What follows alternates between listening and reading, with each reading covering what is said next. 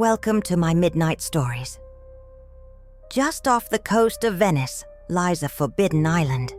They called it Poveglia. In the 1700s, plague victims were dumped here, still alive. Later, they built an asylum here.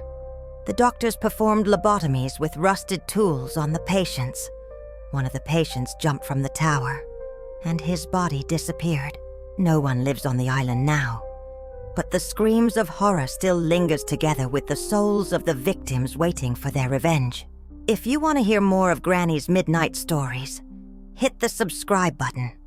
Like it, share it, or it'll keep whispering. Sleep tight, child.